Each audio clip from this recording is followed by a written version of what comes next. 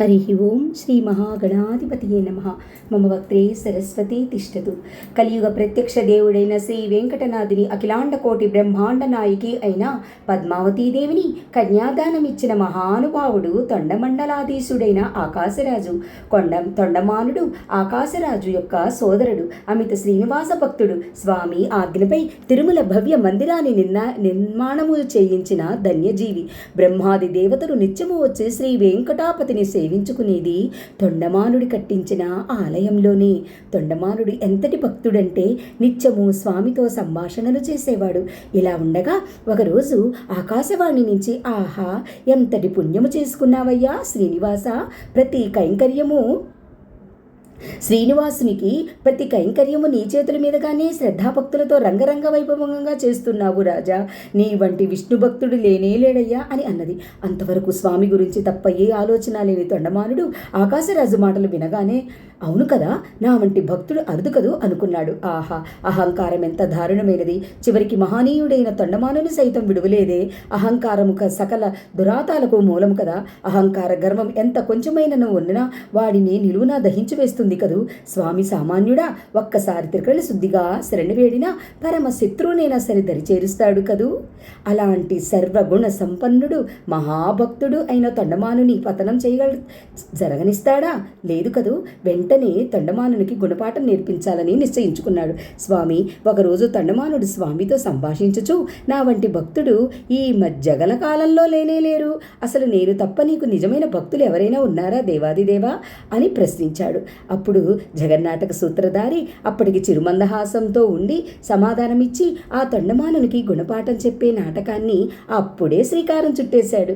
ఒకరోజు తొండమానుడు రోజులాగే ఉదయాన్నే స్వామి దర్శనం చేసుకోవటానికి నిశ్చలమైన భక్తితో పరమపురుషుని ధ్యానించి కలిదోష నివారణములకై శ్రీపాదములను చూశాడు. ఒక్కసారి శ్రీహరి పాదాలు చుట్టూ ఉన్న కోట్లాది శౌర్య మండలాల వలె ప్రకాశిస్తున్నాయి తొండమానుడు పూజించిన సువర్ణ కమలాలు.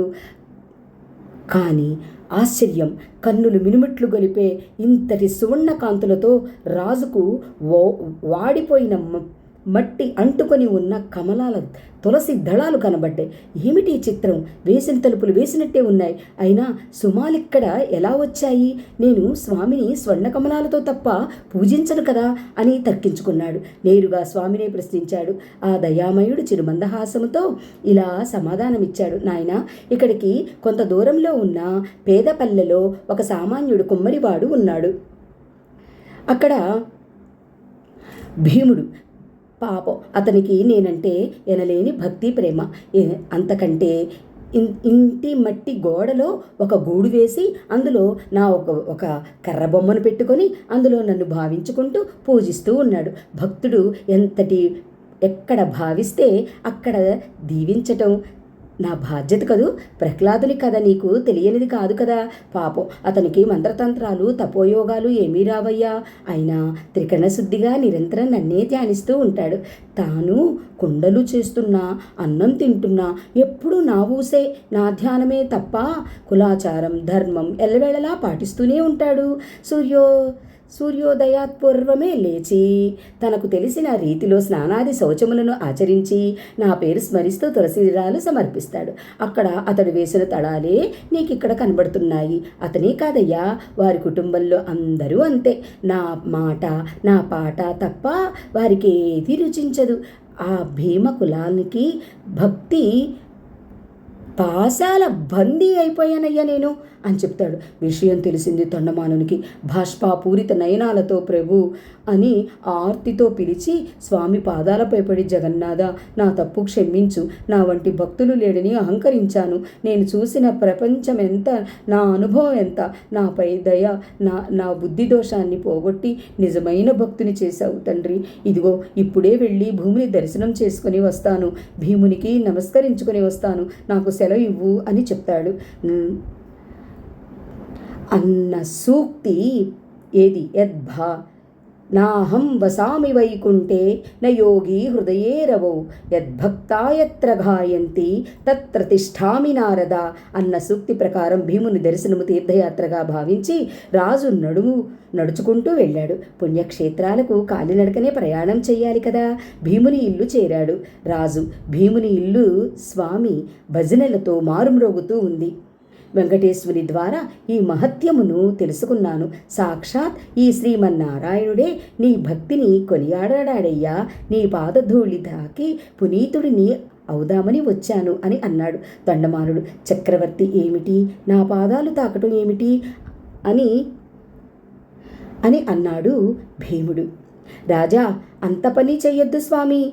స్వామికి దివ్యాలయం కట్టించిన మహానుభావుడు మీరు అని అన్నాడు. ఇంతలో గరుడారుడైన స్వామి లక్ష్మీదేవితో సహా ప్రత్యక్షమైనాడు. భీముని ఆనందానికి అంతే లేదు. ఓ దయామయ, నా పూరి గుడిసెకు వచ్చావా తండ్రి? నీ లీలలే లీలలయ్యా. మా తప్పులెన్నక దయావర్షం కురిపించే కాలమేఘానికి స్వామి నువ్వు. నేను హనుమంతుని వలె వారధి దాటి నిన్ను మెప్పించలేను. శబరివలే భక్తి శ్రద్ధలు చూపి నిన్ను ఆకట్టుకొనలేను. జనకుని వలె సీతను ఇవ్వలేను. నారదుని వలె గంధర్వగానమును చెయ్యలేను. గుణగాణ కీర్తించలేను. జటాయువు వలె నీకై నా ప్రాణాలు ఇవ్వలేను. అయినా నిన్ను శరణవేడిన నన్ను కరుణించిన కరుణామూర్తివి తండ్రి, నాయనా నీవు అని స్తుతించాడు భీముడు.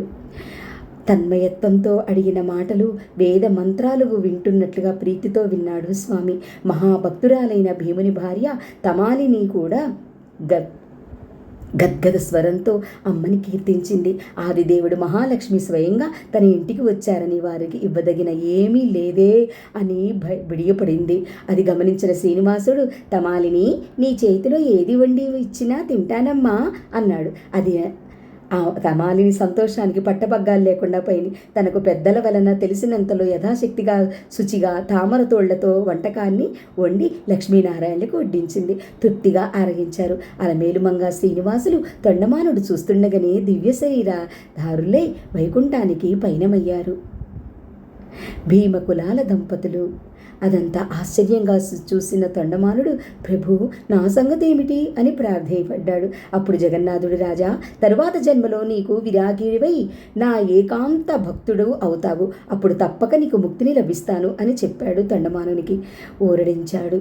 ఇలా తొండమానునికి భీమునికి ముక్తిని ప్రసాదించాడు శ్రీ వెంకటేశ్వరుడు. చూశాడా, ఒక్క తులసీదళంతోటే భీముడికి ఎంతటి కైవల్యాన్ని ప్రసాదించారో. గర్వం ఎంత పతనమైపోయిందో చూశారా. మళ్ళీ జన్మ ఎత్తవలసి వచ్చింది. హరి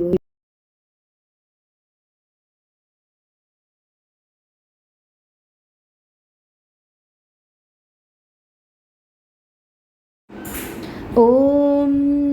గ్రహపీడాప్రశమనం, గ్రహారిష్టప్రభంజనం, దుష్టమృత్యుప్రశమనం, దుష్టదారిద్ర్యనాశనం, ధనధాన్యమహారాజ్యం, సర్వసౌభాగ్యకల్పకం, సత్కృత్స్మర